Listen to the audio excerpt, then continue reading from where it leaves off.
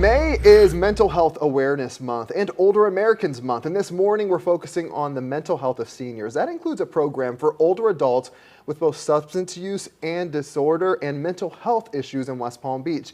Joining me to discuss it all is Hanley Center Chief of Research and Innovation, Dr. John Dibin, and patient Charlie G. We both appreciate you so much for being here and sharing. It's such an important topic.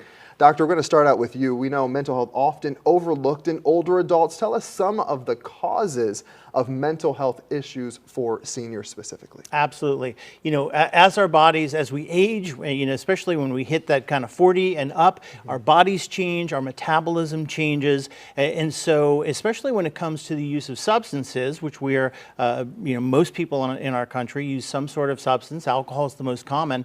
Our body's ability to process that changes. And so one of the things that we see is as we age, people are more likely to develop problems with alcohol and other substances, whereas in the past, people thought it was the opposite. They thought if you hit 40, you'll never develop an addictive disorder, and we now know that's absolutely not true. Right, and I think a lot of people think that. So let's talk to Charlie now. There are often stigmas for seniors when it comes to talking about mental health or seeking it. A little bit about your story. You started using drugs at 16, got sober 18 years, and then relapsed a little later. So talk about the barriers older adults experience and how you can overcome those. Well, usually they've alienated their whole family. And the best way to resolve that is to keep it real. You know, the people who are affected by it have to let them know they're affected by it and not let them off the hook. When it came to seeking help, what did you experience the stigma, the maybe shame that might be going back and seeking help? Yeah, I was in a psychiatric hospital. Wow. And they weren't returning me home. So, you know, I had to look for an alternative, and the Hanley Foundation was the alternative.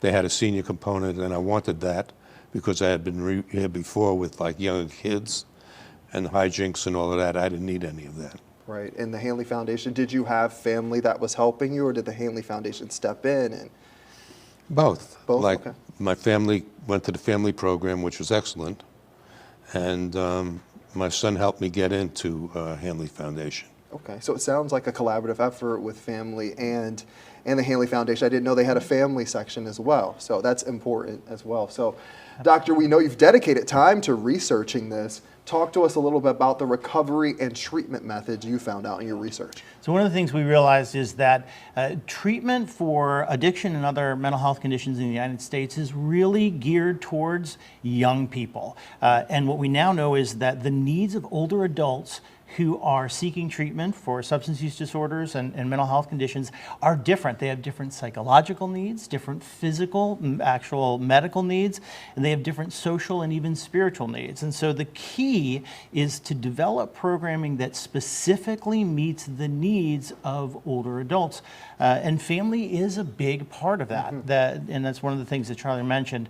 So a comprehensive program addresses all of those things and recognizes that older adults have different needs, but also what we now know from the research, really important, is that older adults respond as well to treatment as younger adults, if not better. Older adults get better. Okay, well, definitely an important topic here, Charlie. If someone's listening who wants to seek help, but they are struggling, do you have anything to say to them about encouragement maybe? Yeah, just take stock of your life. You know, do you want to continue to the bitter end? Do you enjoy where you're living right now? Most of the answers would be no, but it's hard to get somebody to a place. Yeah. All right. Well, thank you, gentlemen, for Thank you stopping very by and much. talking about this. If you're listening to this, you have a family member, or maybe you're struggling, you want to reach out, want to see any more resources about this right now, we have linked this on our website to the Hanley Foundation on ours, WPBF.com.